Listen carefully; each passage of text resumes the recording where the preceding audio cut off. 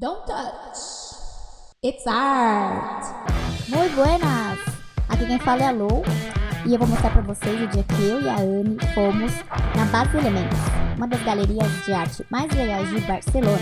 Nós fomos trocar uma ideia com o Robert, que é o dono da galeria. Chega mais! A gente está aqui agora com o Robert, que é o proprietário da galeria.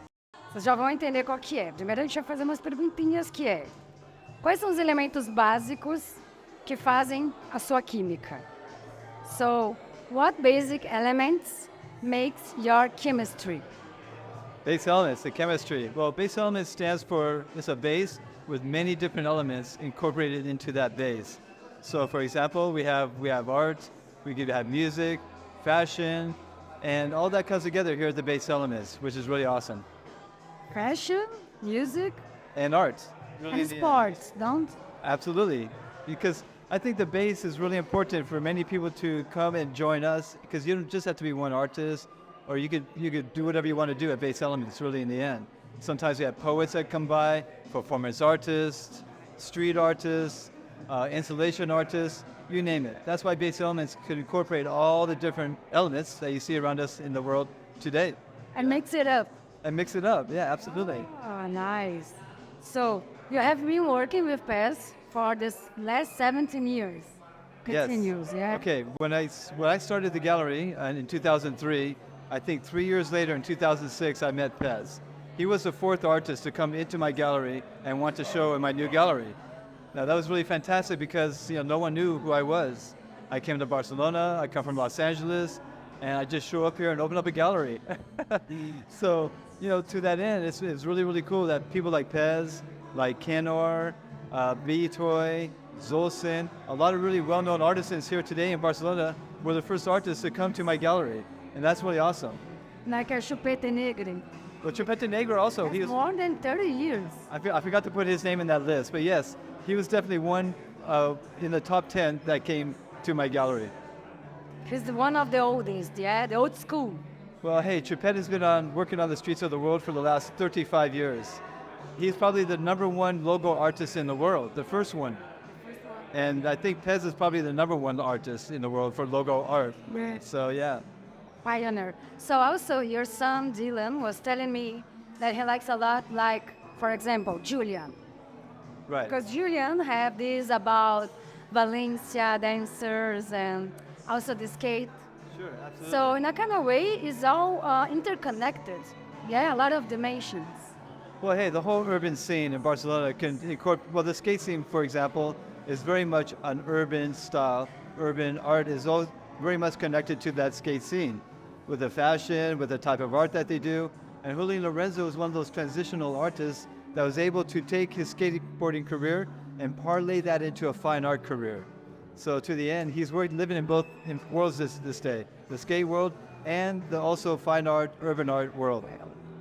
What do you think the last anti-tourist protests in the city and how urban art can talk with this? Which protests? What's your opinion, the tourists, anti-tourists, like the guns, the water? Okay, great. And those? Okay, every year during the tourist season, someone goes onto a wall and writes, "Tourists go home." Okay, that's only one person. But then someone takes a photo of that and it becomes viral around the world. They think, oh my gosh, Barcelona doesn't want any tourists. But it's not like that. Now, this year is the first year that we've actually seen people in the street protesting and going through the streets with water guns and shooting the tourists with water guns. Now, as we all know, guns are illegal here in Barcelona, right? There's no guns in Europe, but the gun was symbolic. I think that meant like, hey, we want to kill you. No, really, right? They're using the water and using the gun at the same time. I think it's quite sad, actually, because in the end, we all rely, well, not all of us, but the city does rely a lot on the tourist industry. The tourist industry is almost 14 or 15% of the economy, maybe a bit more. So, and for my business, for example, my business would not be here if we didn't have the tourists coming and buying from us. So to that end, I'm pro-tourist, of course, but I think this could be a little bit of, how should I say, a little bit of changes that can make it a little bit more comfortable for the citizens of Barcelona. There's something can be done one way or another. Now, all the tourists, basically the people protesting are saying that because of the tourists, Barcelona is more expensive to live here. But it's not the tourist problem. It's the people who own the businesses. It's the people who own the homes and are renting out to people for really high prices. That's what the problem is, not the tourists. And how urban art can talk with this? Well, you know, the urban art scene is connected in lots of different ways with what's going on in the city today. Because, like I said, the urban art is not just painters and sculptors. You know, these are poets, these are fashion designers, these are people who have urban boutiques and stuff like that. And I think the urban people, or the people who open up these type of boutiques, they keep in mind the city values. You know, they're not just geared towards tourism. They want the people here from Barcelona to enjoy their stores and their boutiques also, like me. I would say 40% of our clientele are actually people that live here in Barcelona or live outside of Barcelona, but in Spain. 60% of our clientele are foreigners outside of Spain, outside of Europe. Yeah, so that's very interesting. So now we have a kind of a joke. Deixa eu fazer uma zoeirinha esperta aqui com ele. It's like a trend. Uma trend, ó, é muito moda. É tendência, não é? Yeah. Então a gente vai fazer umas perguntas aqui, meio loucurinha pra ele. You have to choose, okay? We're gonna say like 2 names. One thing or another. You choose. Have to choose One this thing or or that. and then you choose. Okay? This or that. Okay, perfect. I'm good. Dangerous. So let's see. Who goes first? Yeah. Heaven or hell? Heaven or hell? David. Yeah, you're trying. Just before. David Byrne or Grace Jones? Grace Jones. Grace Jones or Led Zeppelin?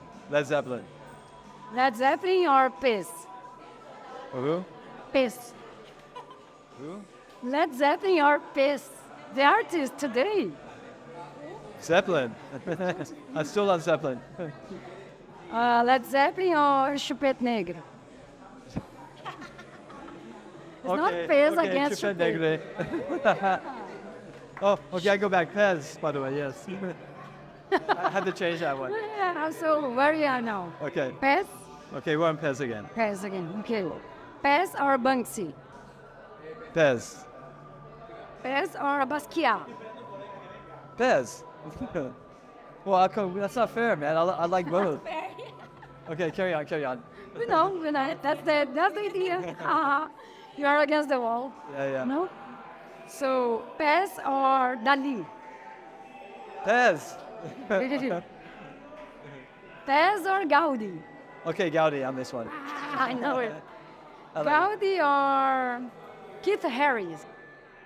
Gaudi. Okay, I like Keith Haring, don't get me wrong. Okay. Yeah, he's not gonna. Yeah, he's okay. So we are with. That's it. Yeah. So Oh, that was cool. I love. the winner. No, hey, I love this interview.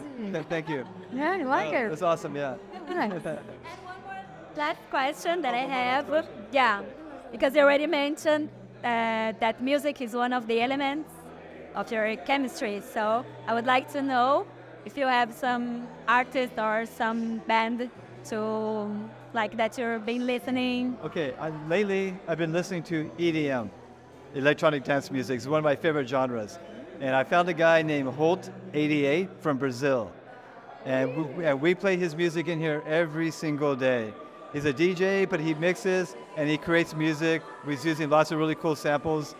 And it's Holt88, Holt 88. So there's one of my favorites, but hey, anything that's EDM or electronic dance music or rock and roll, I go both spectrums. Really nice. Thank you so much, Robert. Congrats. Thank you, girls. Wonderful. Bye, man. Super.